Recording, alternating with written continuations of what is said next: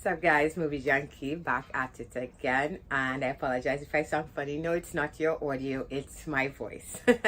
Once again, I'm fighting the flu, but it is what it is, and I'm not going to be held back any longer from doing what brings me most joy. So, this week, like I said, this year so far has been slim pickings. There hasn't really been anything I feel worth really getting into. I'm sure, like me, everybody's just excited for what's coming this week, which is we finally get Captain Marvel. But yeah, I have my ticket. I can't wait to see it, and I feel like it's the first major movie that we can really sink our teeth into. But until then, you know, we're movie lovers, so we're watching a bunch of different things. And for me, like I said, I wasn't feeling too well, so I was only able to catch a couple of so movies, one on Netflix and one in cinemas, and I decided to combine them both for this video because they're kind of the same thing and on different levels. So it's gonna be a rom-com double feature, guys. And we're gonna be talking about What Men Want and Isn't It Romantic? So let's get into it. What Men Want, directed by Adam Shankman and starring Taraji P. Henson, Aldous Hodge, Josh Brenner, Max Greenfield.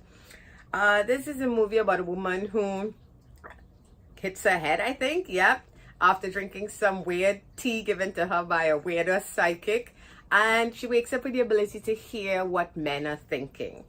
Now, this movie is I guess, I don't know if you want to call it a remake or a sequel or whatever you want to call it, to the Mel Gibson movie that came out in the 2000s, 90s, I can't remember, What Women Want. And this is a prime example of it sounds like a good idea, but it really isn't. Because if you go back and you watch What Women Want now, that movie might make you cringe. It is so painful to watch. I actually did rewatch it before seeing What Men Want, just to, you know, had nothing better to do. And oh my god, that movie is so dated, especially by today's standards and the way, you know, we try to think and we try to be in today's society. I, for one, am a person that I believe a joke is a joke. I can take a joke, so I don't really get offended that easily. But yet, watching this movie, I was still like, ugh, you know, so a lot of this stuff doesn't work. So I went to see What Men Want, mainly for the reason I had nothing better to do, and it's Taraji P. Henson. I like her a lot. And oh boy, this movie is even worse than that one, if you can imagine. Because this movie takes the whole woman dynamic and turns it on its head. And so, of course, it's men. And what does it do but other than tell the same old stale jokes that men are dumb and men are simple, so their thoughts are dumb and simple. Except for like one guy who is quote unquote enlightened, I guess, if you want to put it that way. This is just a terrible movie. I didn't laugh once at any of the jokes. I think the most times I smiled was at Erykah Badu's psychic character because she's so over the top and so stupidly insane. I think she was the only character that really made me grin. Other than that, this movie is just a bunch of nothing. Like I said, it's just guys like who farted.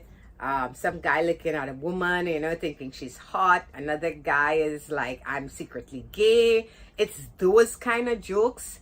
And I honestly don't understand how this movie got greenlit. And I don't understand why Taraji would even act in something like this.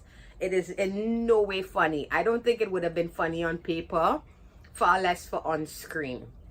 This movie for me was basically a complete fail. I honestly can't recommend watching this at all. If you do, maybe it's to like put on while you're doing chores or something at home, or you have nothing better, absolutely nothing better to do, and you're just curious. But What Men Want, in my opinion, is a failure of a film. It may have worked if it came out right after What Women Want. That's the only way I see this movie would have worked. But now, it's not just simple, it's insulting to guys, I think, as a whole. You know, just because something, granted, could be cliched, you know, the farting and the fart jokes and that kind of stuff, and it just doesn't work. It really doesn't. It panders to the dumbest level, and I just can't get behind this. So What Men Want gets a 3 out of 10. And that brings me to Netflix's, I don't know if this is being released in major theaters, because I think I did see it advertised as such. Isn't It Romantic is directed by Todd Strauss Schulten and stars Rebel Wilson, Liam Hemsworth, Adam Devine, and Priyanka Chopra. I hope I'm pronouncing that correctly. And this is a movie about a woman who doesn't like rom-coms at all. She doesn't believe in any of it. She thinks it's all stupid and silly until she gets mugged in a subway, bumps her head, and wakes up trapped in a world that is a romantic comedy. And I have to say, unlike What Men Want, this movie actually did make me laugh out loud. So one of the things I liked about this movie, I'll say this straight off the bat, was the fact that it is satirical. It's a parody sort of thing. The director also did a awesome horror movie called The Final Girls, which is actually very similar. It's a bunch of people wake up trapped in a horror movie, and of course they have to remember all those horror tropes to try and stay alive. It's really good if you haven't seen it. So this is right up his alley, actually.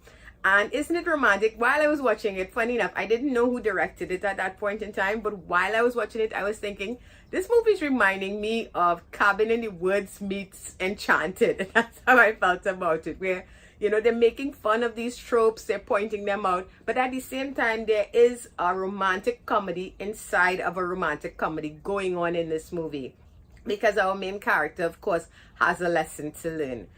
Rebel Wilson, I have to say I liked her in this role. Normally she's very over the top in everything she does, and she seems like she's playing the same character in every single movie. Here she's dialed it down. She's more going for a straight type of thing, and I think it works most of the time. I think her effort does pay off most of the time.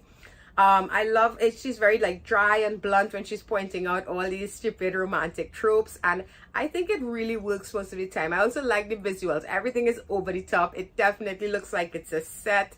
Everything is brightly colored. This movie knows exactly what it's doing, and I think it's clever and it's funny, but it also it's embracing what it is. It's a romantic comedy, and these movies do hit very simple generic beats, you know, but it doesn't mean they can't be fun, because romantic comedies, they're not really a genre that I'm crazy about, but I would not lie and say there are not a lot of romantic comedy movies that I myself have enjoyed. So yeah, I love what they did here.